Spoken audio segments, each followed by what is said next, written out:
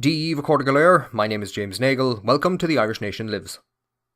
In December 1918, Sean McGarry's wife received a rather odd Christmas card.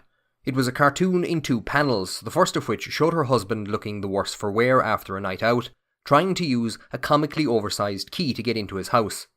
The second panel showed him sitting alone in a prison cell, staring sadly at a large keyhole. Inside was a few lines of Irish, passed off as Christmas greetings from Éamon de Valera, with instructions that Field will translate. Sean McGarry, a member of the Irish Republican Brotherhood and a 1916 veteran, had been arrested in May in the German plot roundup and was now in Lincoln prison with Éamon de Valera, Sean Milroy and others. Mrs. McGarry didn't know anyone called Field and took no further notice of the card. However, it wasn't just a simple Christmas cartoon.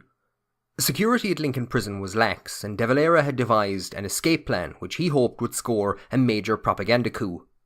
De Valera had managed to get a wax impression of the prison chaplain's master key in a candle, which Sean Milroy drew onto a card with a cartoon around it. Their hope was that Mrs. McGarry would show the card to someone who would recognise Field as the codename used by Michael Collins. Before his arrest, Sean Milroy had served as president of the Supreme Council of the Irish Republican Brotherhood, the secret oath-bound society behind the 1916 Rising.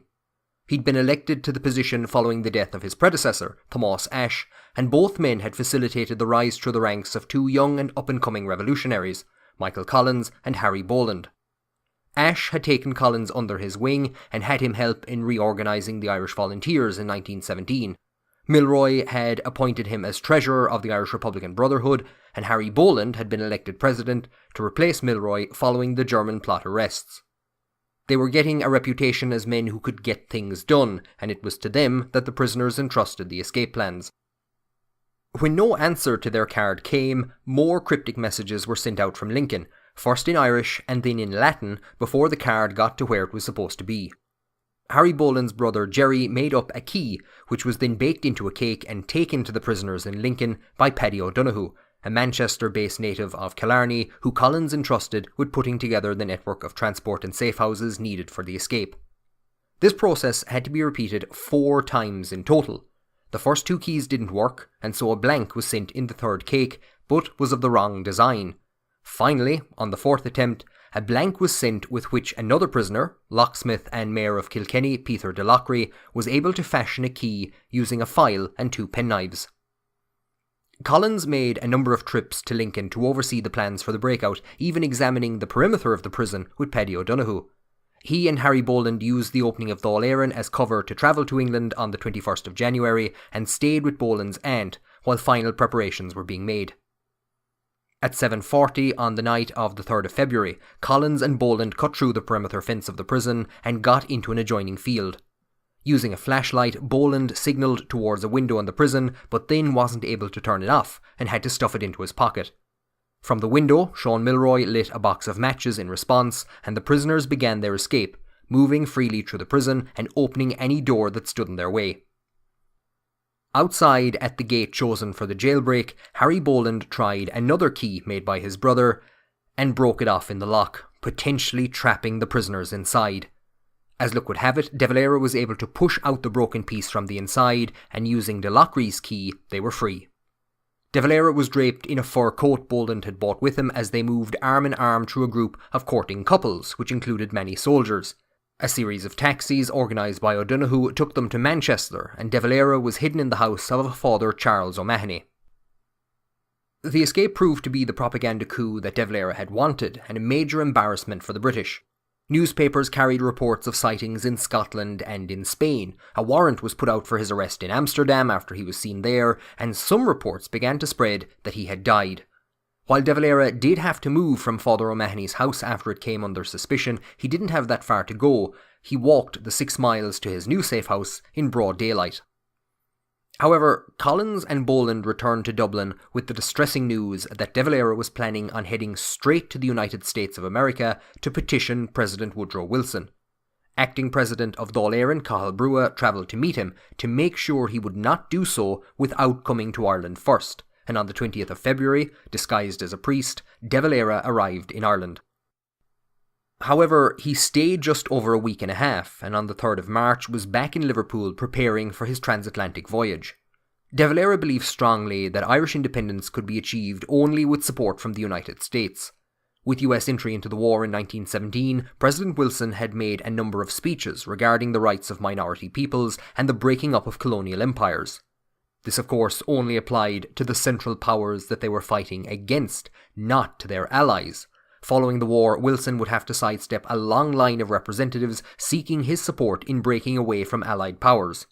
De Valera's goal was to mobilise the massive Irish-American population and use them to exert political pressure and get a meeting with President Wilson. After De Valera's escape from prison, the Irish Lord Lieutenant, Lord French, called for the release of the remaining German plot prisoners. Although he had been the one to order the arrests in the first place, he now felt that Sinn Féin was being dominated by extremists in the absence of moderates like De Valera and Arthur Griffith. This he felt was the reason for the killing of 2 RIC constables at Solohead Beg in January. His suggestion was rejected, but while De Valera was preparing to travel to America, on the 6th of March, East Tipperary TD Pierce McCann died in prison from influenza. Fearing further deaths, the remaining prisoners were released, and De Valera returned to Ireland again, so that a full meeting of Dáil Éireann could take place on the 1st of April, which will be dealt with in a future episode. On the night of De Valera's escape from Lincoln Prison, the International Labour and Socialist Conference opened in Berne in Switzerland. The Irish Labour Party had appointed 5 delegates, but due to the industrial situation in Ireland, a major strike had occurred in Belfast on the 25th of January, only party leader Thomas Johnson and Cathal O'Shannon were able to attend. At the opening of Dáil Éireann on the 21st, a watered-down version of Johnson's democratic programme had been read out so that Labour could argue for full representation at Berne, instead of being attached to the British Labour delegation. They arrived late as both Britain and France had withheld visas, but on the 7th of February they were able to present their credentials to the conference and were accredited as full independent delegates. At a discussion on territorial questions, Cathal O'Shannon demanded free and absolute self-determination for the Irish people and the recognition by the powers and the Peace Conference at Paris of the Republican Declaration of Independence at Easter week, stressing Ireland's determination to continue at war until her aspirations are fulfilled. The conference dealt with appointing delegates to the Paris Peace Conference and drawing up requirements to be included in the League of Nations. The most contentious issue was the declarations of proletarian dictatorship and parliamentary democracy, a debate on the Soviet system. Labour supported the unhelpfully named proletarian dictatorship, but this was defeated by a declaration which implied condemnation of the Soviet system. In the end, the debate was left off until a later time, and delegates were appointed for a mission of inquiry into Russia. As this discussion was going on, a short-lived Soviet had formed at the Monaghan lunatic asylum, where workers were seeking a reduction to their 93-hour working week.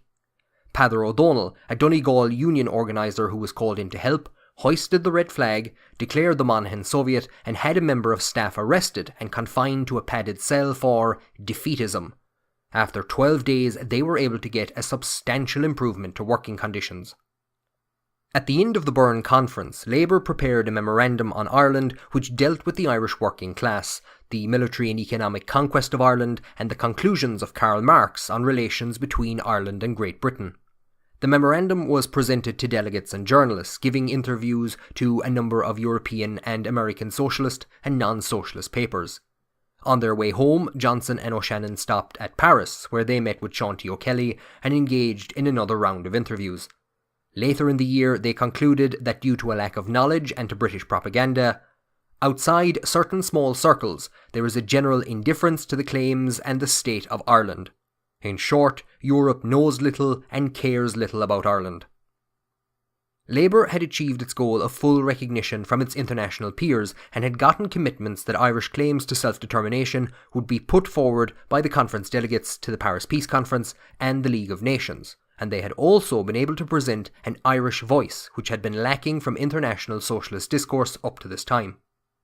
So, in early February 1919, De Valera is at liberty again, and Labour has brought the plight of Ireland to the attention of the socialist world. With empires being carved up in the drawing rooms of Paris, there is hope that if American support can be secured, Woodrow Wilson can put pressure on Britain at a time when they are too weak to refuse him anything. But as Labour saw when they travelled to Paris, the victorious Allies had closed ranks around each other and were looking first and foremost to protect and extend their own power.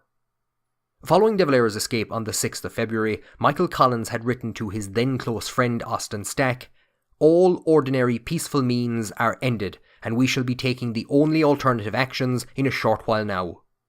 Though de Valera's escape would keep violence at bay until his departure for the United States in June, Michael Collins would begin to build his intelligence network, and throughout Ireland a number of hit-and-run attacks were carried out to secure weapons and settle grudges. Please subscribe to be kept up to date as I cover the course of the Irish Revolution 100 years on, and check out the social media links in the description. Accordia, thank you for joining me on The Irish Nation Lives. Slán go fóill.